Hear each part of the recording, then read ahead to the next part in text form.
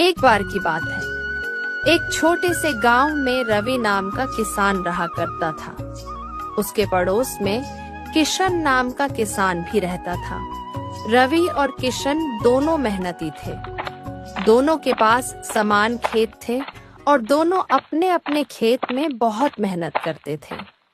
इतनी मेहनत करने के बाद भी रवि हमेशा सोचता रहता था, मेरे ही खेत में कम फसल पैदा होती है, जबकि मैं भी किशन जितना ही मेहनत करता हूँ, पर हमेशा मेरी फसल किशन से कम ही होती है।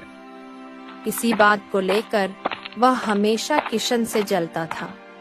एक बार किशन ने अपने खेत में कुआं खुदवाया। थोड़ा ही गहरा खोदने पर उसमें पानी लग गया और खेत में पानी आने की वजह से किशन को ज्यादा फसल होने लगी। यह देखकर रवि ने सोचा, मैं भी अपने खेत में कुआं खुदवा लेता हूँ, इससे मेरी भी फसल दुगनी हो जाएगी। जब रवि ने अपने खेत में कुआं खुदवाया तो बहुत गहरा खोदने के बाद भी उसमें पानी नहीं निकला। यह देखकर उसे बहुत बुरा लगा। वह सोचने लगा, हमेशा मेरे साथ ऐसा क्यों होता है? कुआं खुदवाने के चक्कर में मेरा धन व्यर्थ हो गया। मेरी ही किस्मत इतनी खराब क्यों है? मैं जब भी कुछ अच्छा करने जाता हूँ, उल्टा ही हो जाता है। यही सोचते सोचते वह अपने घर चला गया। घर पहुंचने के बाद उसकी पत्नी कुंती ने उससे पूछा, आप इतने परेशान क्यों लग रहे हैं? आप तो कुआं खुदवाने गए थे ना? क्या हुआ, कुआं खुद गया? क्या बताऊं कुंती, मेरी तो किस्मत ही खराब है। मैंने इतना गहरा खोदा, फिर भी उसमें पानी नहीं निकला, और किशन का कुआं थोड़ा ही गहरा था, फिर भी उसमें पानी लग गया। हे भगवान, अब हमारा गुजारा कैसे होगा? आपने तो बहुत सारा धन कुआं खुदवाने में लगा दिया। अब हम क्या करेंगे? अब तो हमें बारिश के भरोसे ही अपनी फसल उगानी पड़ेगी। हमारे पास दूसरा कोई उपाय नहीं है। हाँ कुंती, तुम बिल्कुल ठीक कह रही हो। कुंती, मैं एक काम करता हूँ, जमींदार से थोड़े पैसे ब्याज पर लेकर आ जाता हूँ, जिससे हम फसल उगा पाएंगे। इतना कहकर रवि पैसे लेने के लिए जमींदार के घर की ओर निकल पड़ा। जमींदार जी, थोड़े पैसों की जरूरत थी।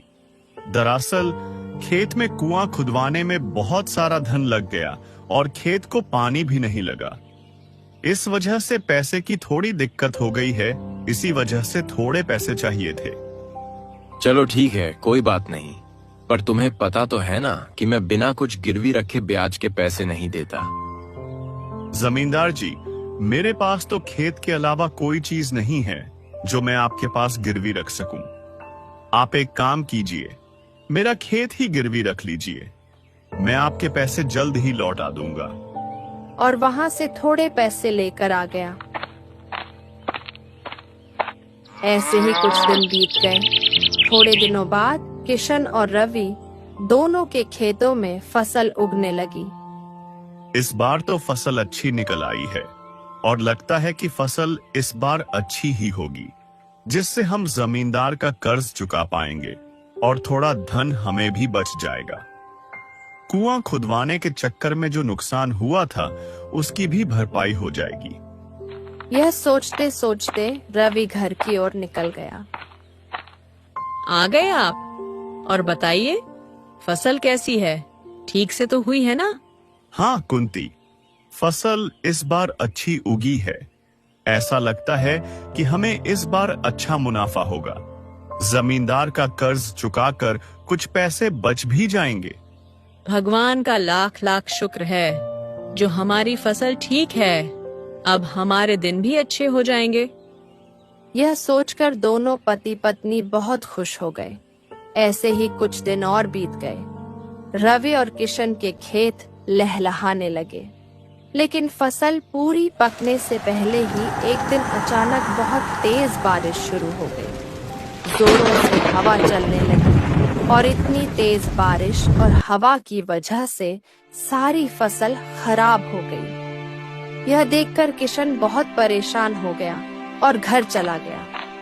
पर यहाँ रवि किशन से ज्यादा परेशान था, क्योंकि उसने बुवाई के लिए जमींदार से कर्ज लिया था। अब वह कर्ज कैसे चुकाएगा, यह सोचते सोचते रवि घर पहुंचा और अपनी पत्नी कुंती से बोला, कुंती, हम बर्बाद हो गए।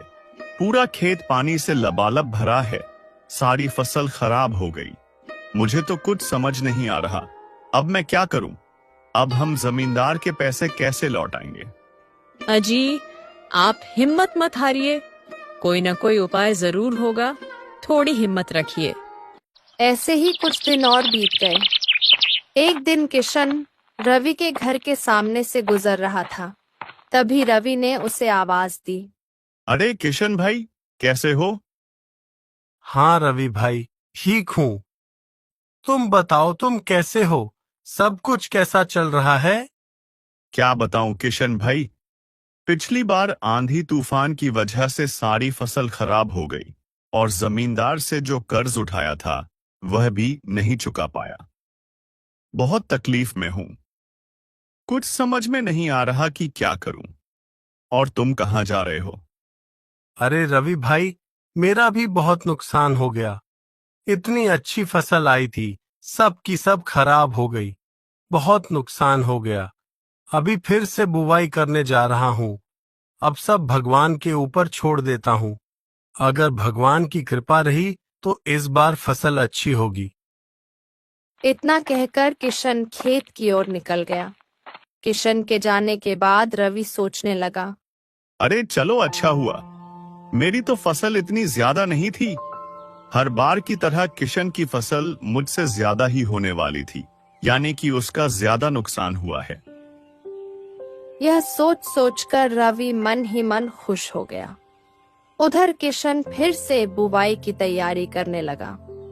खेत में काम करते वक्त उसे अपने खेत में गुप्त धन से भरा हुआ एक घड़ा मिला।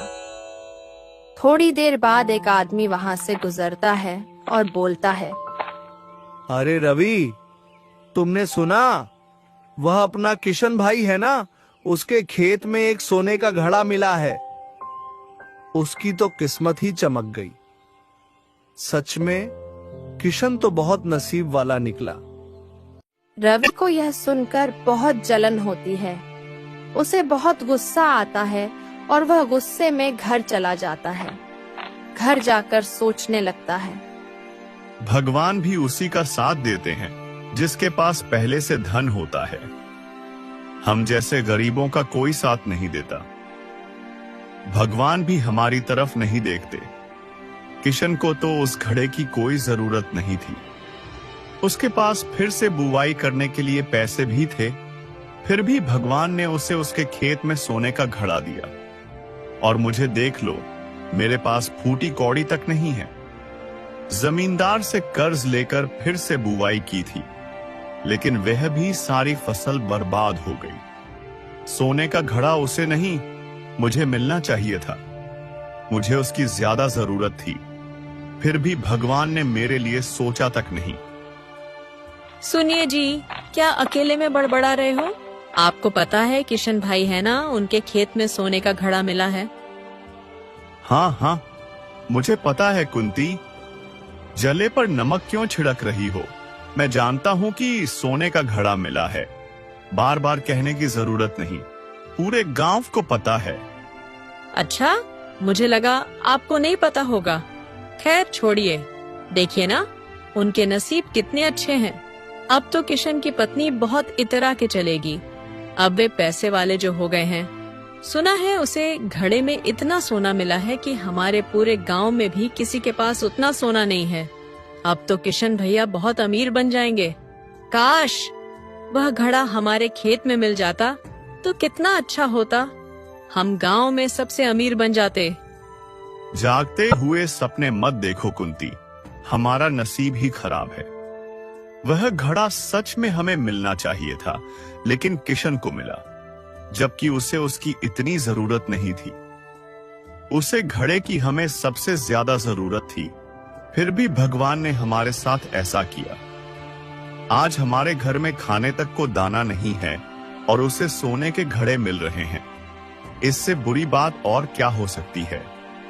जी, आप बिल्कुल सही कह रहे हैं, लेकिन अब हम क्या करें?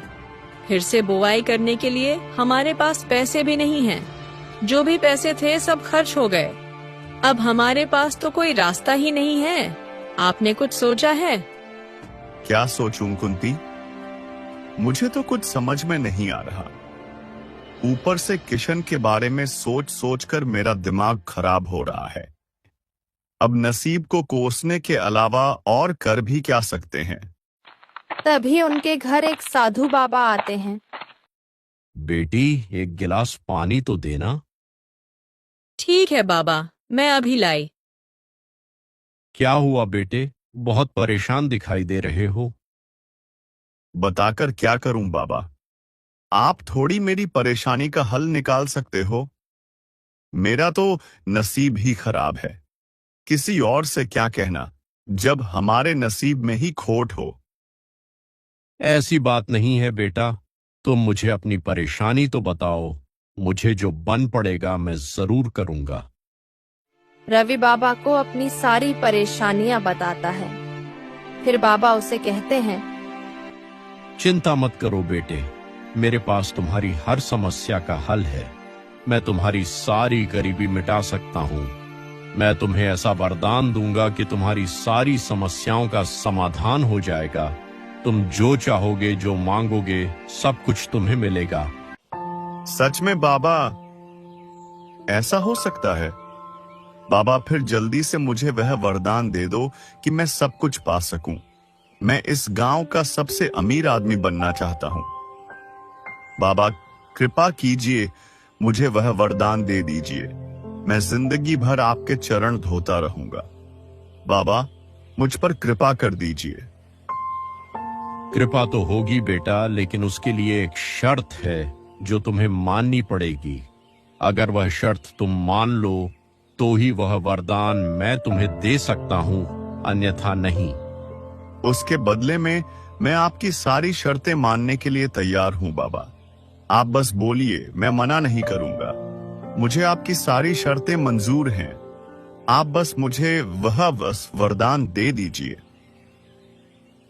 पहले मेरी शर्त तो जान लो बेटा। शर्त यह है कि तुम जो कुछ भी मांगोगे तुम्हें मिलेगा। चाहे तुम कुछ भी मांगो, तुम्हें सब कुछ मिलेगा, लेकिन जो तुम मांगोगे उससे दुगना तुम्हारे पड़ोसी को मिलेगा। यह क्या बात हुई बाबा? वरदान आप मुझे दे रहे हो या पड़ोसी को दे रहे हो? अगर मैं कुछ भी मांगूंगा तो पड़ोसी को क्यों दुगना मिलेगा?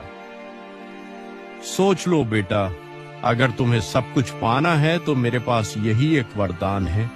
अगर इसके बारे में सोचोगे तो तुम्हें खुद भी कुछ नहीं मिलने वाला। अगर तुम अपने सपने पूरे करना चाहते हो तो यही एक रास्ता है। तुम्हें मंजूर हो तो बोलो, नहीं तो मैं चलता हूँ। रवि सच में पड़ जाता है। अगर मैं अभी पड़ोसी के बारे में सोचता हूँ तो सच में मुझे भी कुछ नहीं मिलेगा। अगर मुझे अपने सपने पूरे करने हैं तो मुझे पड़ोसियों के बारे में नहीं सोचकर सिर्फ अपने बारे में सोचना होगा। अगर मैं मना कर दूंगा तो बाबा गुस्सा होकर यहाँ से चले जाएंगे और मुझे इतना बड़ा वरदान नहीं मिलेगा। एक काम करता हूँ, हाँ कर देता हूँ। ठीक है बाबा, मुझे मंजूर है। ठीक है बेटा, आज से तुम जो कुछ भी मांगोगे तुम्हें सब कुछ मिलेगा। तथास्तु। ऐसा बोलकर बाबा वहां से चले जाते हैं। फिर कुंती और रवि बहुत ही ज्यादा खुश हो जाते हैं। यह तो कमाल हो गया। आप तो बेकार में ही अपने नसीब को कोस रहे थे। देखो, आखिर भगवान ने हमारी तरफ देख ही लिया। ऐसा लग रहा है जैसे कोई बाबा नहीं, साक्षात भगवान ही आए थे हमें वरदान देने। अब हम जो चाहे वह पा सकते हैं। अब हमारी सारी गरीबी मिट जाएगी। हाँ कुंती, तुम सच कह रही हो। अब सब कुछ ठीक हो जाएगा।